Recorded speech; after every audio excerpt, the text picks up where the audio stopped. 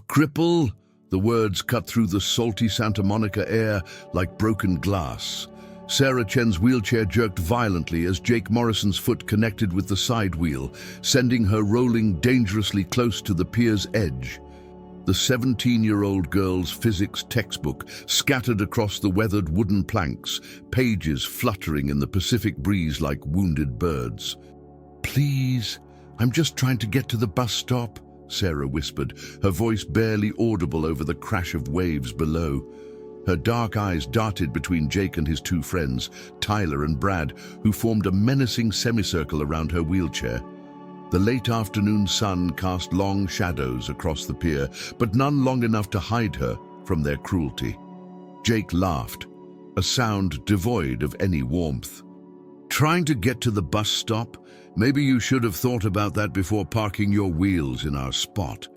He gestured dramatically toward the bench where Sarah had been studying, the same bench she'd claimed every day after school for the past 3 months. "This is where normal people sit." Tyler snickered, pulling out his phone. "Dude, we should totally film this. Wheelchair girl gets reality check would go viral." The camera's red recording light blinked ominously as he aimed it at Sarah's trembling form. "Stop, please," Sarah's voice cracked.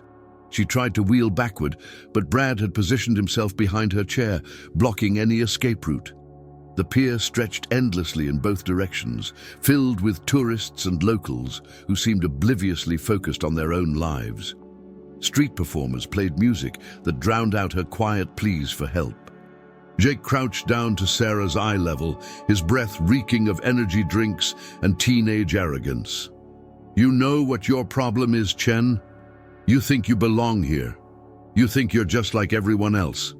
His finger jabbed toward her legs, motionless beneath a faded UCLA blanket. "But you're not. You're broken, and broken things don't get to take up space that normal people need." Sarah's hands gripped her wheelchair's armrests so tightly her knuckles turned white. She'd heard these words before, in different forms, from different mouths, but they never stopped feeling like physical blows. The accident that had stolen her ability to walk 2 years ago had also stolen something else, her belief that the world was fundamentally good. "I have every right to be here," she said, finding a thread of strength in her voice. "This is a public pier." Brad laughed harshly. "Rights? You want to talk about rights?"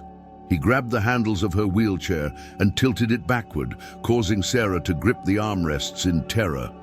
"How about our right not to look at your pathetic self every single day?"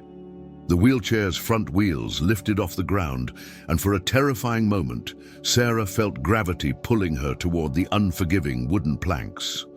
Her heart hammered against her ribs as she imagined falling, imagined the humiliation of lying helpless while these 3 boys laughed and recorded her pain. "Put me down!" she screamed, her voice finally breaking through the ambient noise of the pier. A few tourists glanced over, but their gazes quickly shifted away, unwilling to get involved in what they assumed was just teenage drama. Tyler kept filming, his phone capturing every angle of Sarah's fear. "This is gold, man. Look at her face." "She's about to cry." Jake stood up, brushing imaginary dust off his Santa Monica High Letterman jacket. "You know what, Chen? I'm feeling generous today. We'll give you a choice." He pointed toward the far end of the pier, nearly a quarter-mile away. "You can wheel yourself all the way down there to the very end and stay there until we leave. Or," his smile turned predatory, "we can help you get there faster."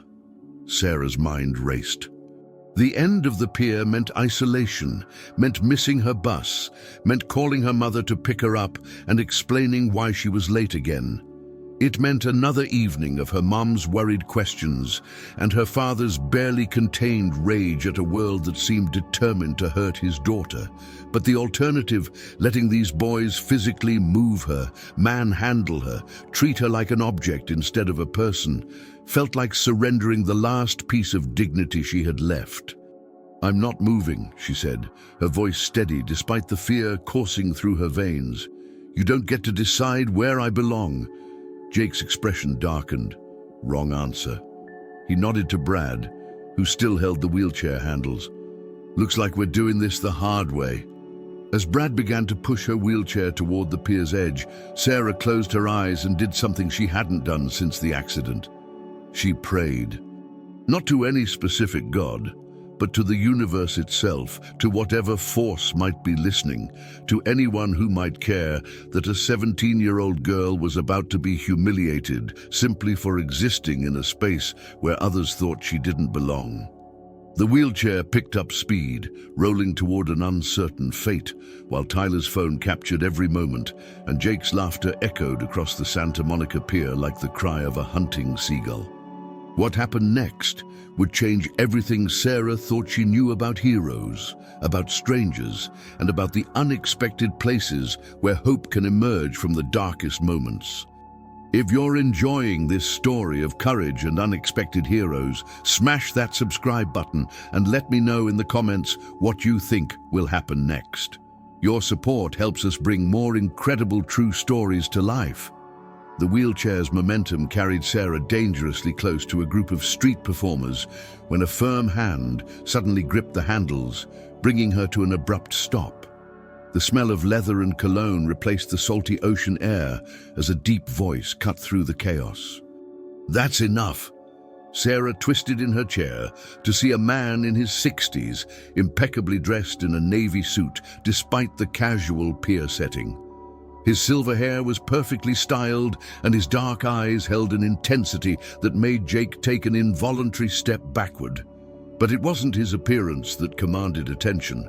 It was the way he carried himself, like someone accustomed to being obeyed without question. "Who the hell are you, old man?" Jake tried to inject bravado into his voice, but Sarah could hear the uncertainty creeping in. The stranger didn't answer immediately.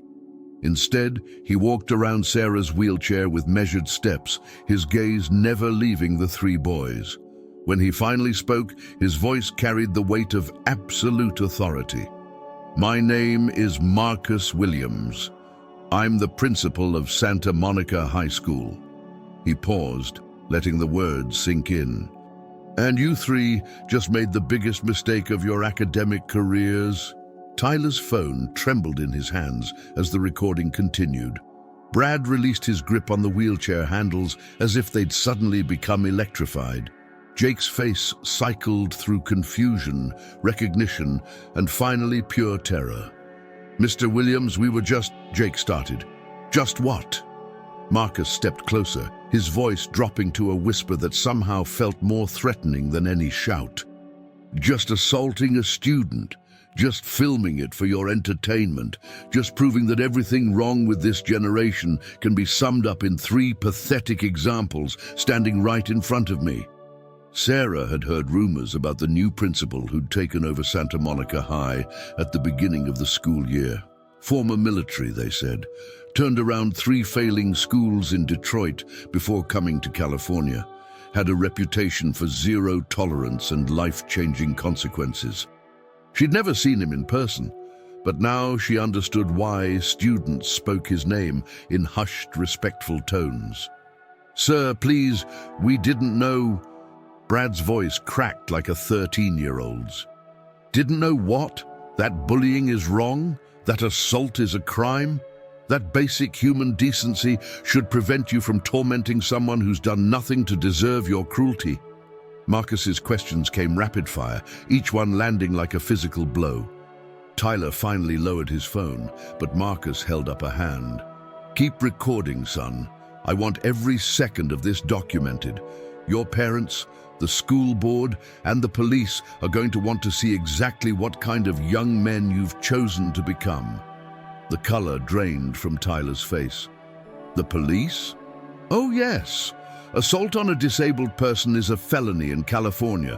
Filming it for distribution, that's another charge. Harassment, intimidation, creating a hostile environment." Marcus counted on his fingers like he was listing items on a grocery list. "By my count, you're looking at potential expulsion, criminal charges, and permanent records that will follow you to every college application, every job interview, every background check for the rest of your lives." Sarah watched in amazement as the three boys who'd seemed so powerful moments before began to crumble. Jake's hands shook as he ran them through his hair. Brad looked like he might vomit. Tyler's phone slipped from his grasp, clattering onto the pier's wooden planks. "But here's what's really going to happen," Marcus continued, his tone shifting slightly. "Miss Chen here is going to decide your fate."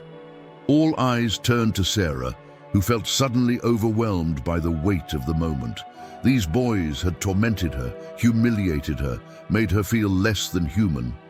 Part of her wanted to see them suffer the consequences Marcus had outlined. But another part, the part her parents had raised to believe in second chances and redemption, hesitated. "I don't understand," she said quietly. Marcus knelt beside her wheelchair, his stern expression softening as he addressed her directly. "Sarah, and yes, I know who you are. I know about your academic achievements, your volunteer work at the children's hospital, the way you've handled challenges that would break most people.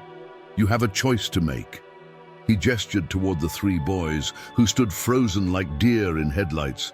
"These young men have shown you their worst selves today. They've revealed character flaws that run deep and ugly, but you get to decide whether this moment defines them forever or becomes the wake-up call that changes their lives." Sarah's mind reeled.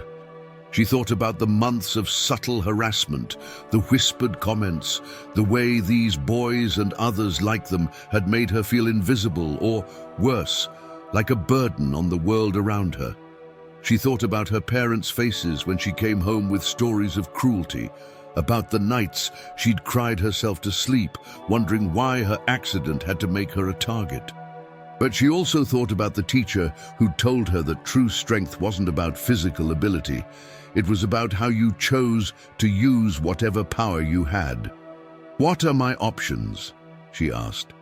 Marcus smiled, and Sarah caught a glimpse of the educator beneath the disciplinarian.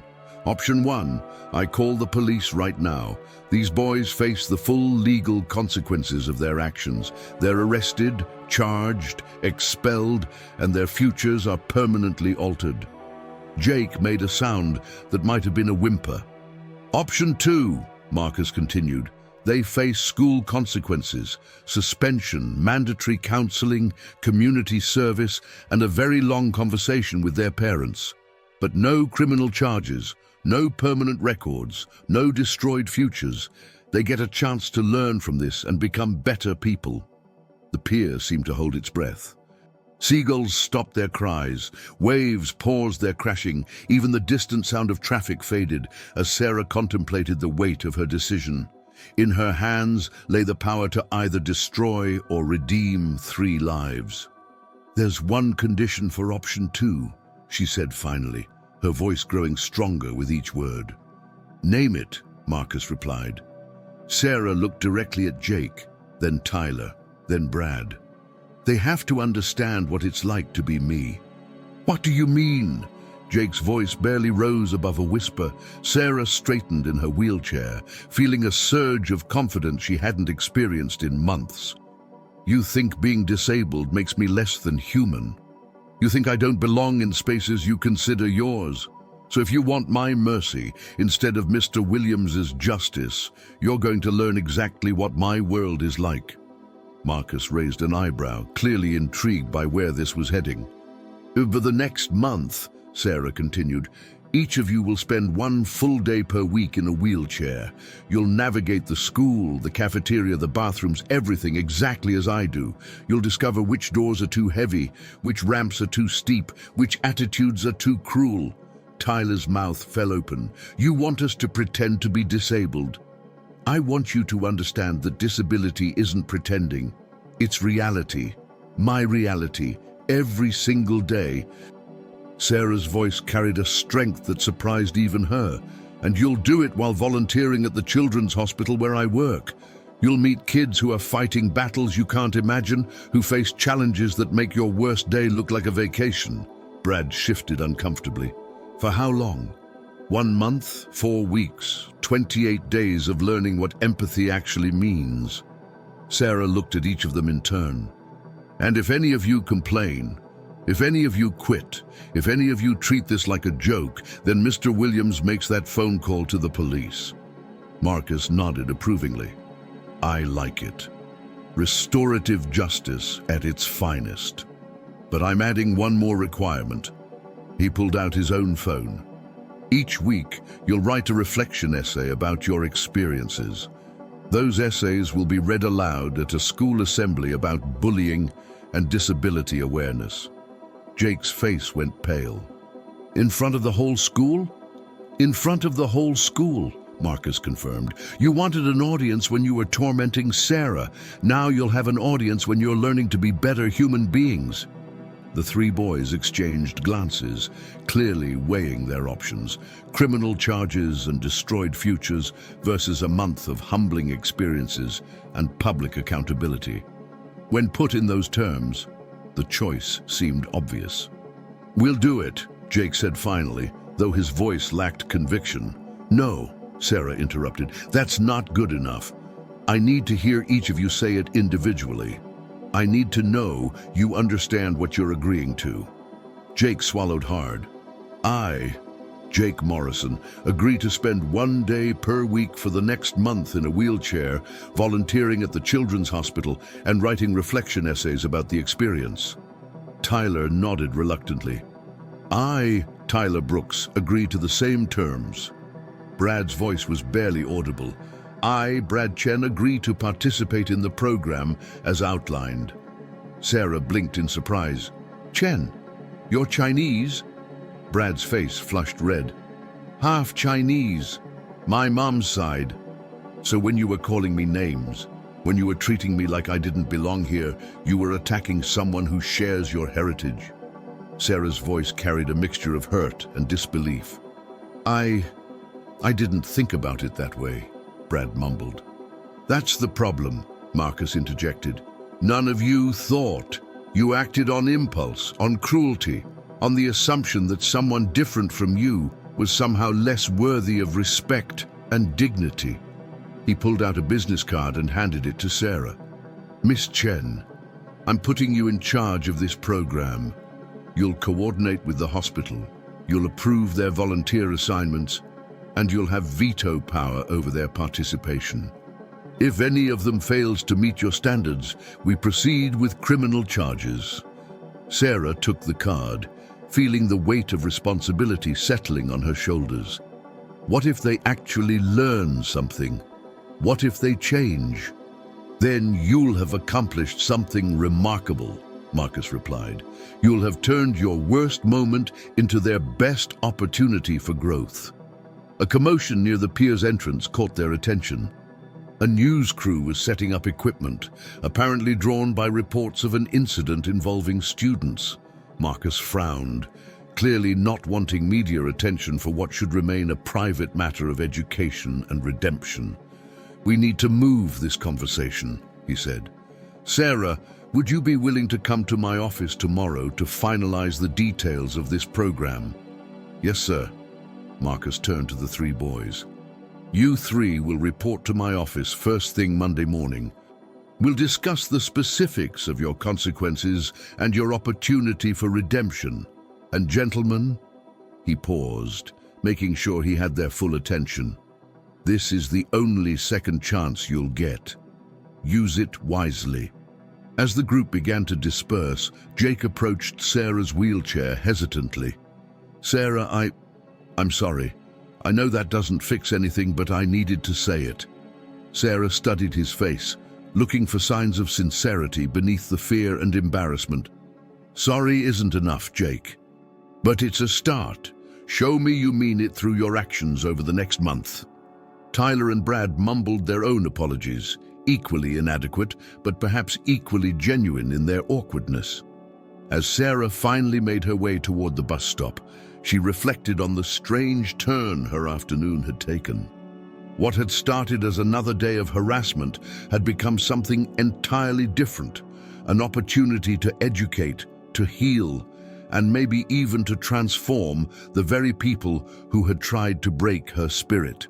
The Santa Monica Pier stretched behind her, no longer a place of humiliation, but a battleground where she discovered her own power to choose justice over vengeance, education over destruction.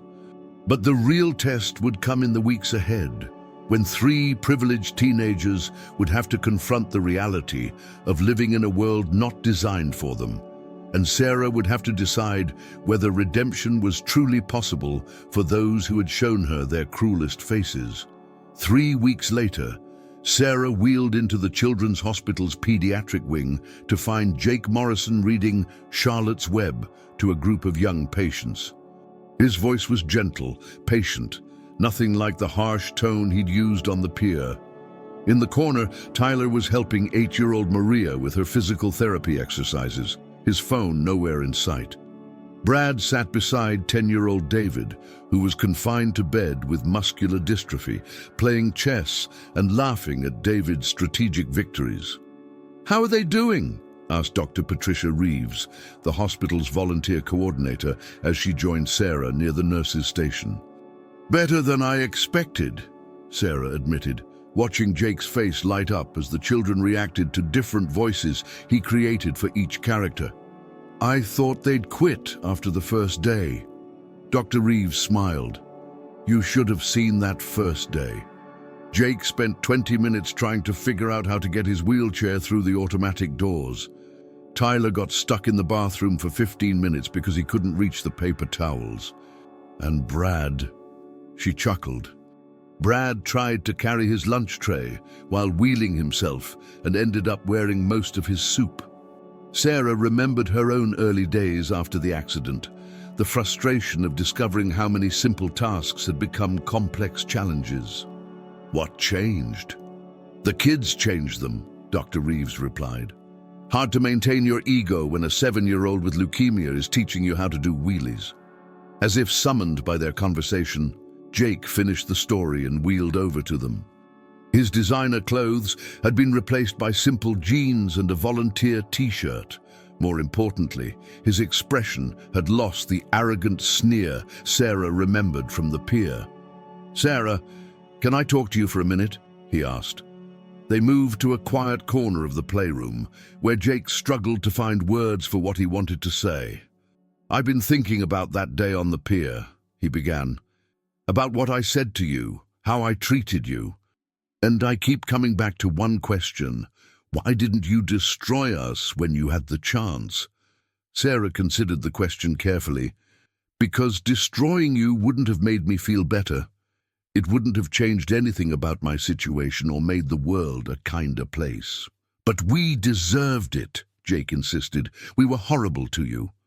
"Yes, you were," Sarah agreed. "But I've learned something about horrible moments. They can either make you bitter or they can make you better. I chose better." Jake nodded slowly. "I wrote my final reflection essay last night. Want to hear part of it?" "Sure." He pulled out his phone and began reading. "Before this experience, I thought strength meant making other people feel small. I thought power came from putting others down. I was wrong about everything. Real strength is what Sarah Chen showed on that pier.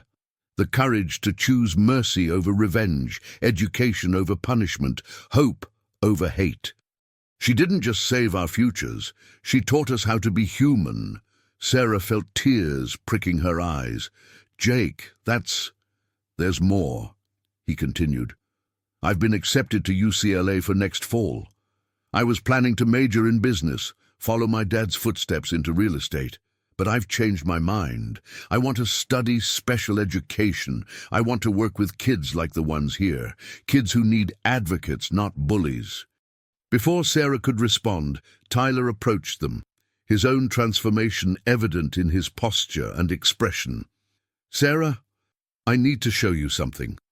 He pulled out his phone, but instead of a cruel video, the screen showed a carefully edited documentary about accessibility challenges in Santa Monica.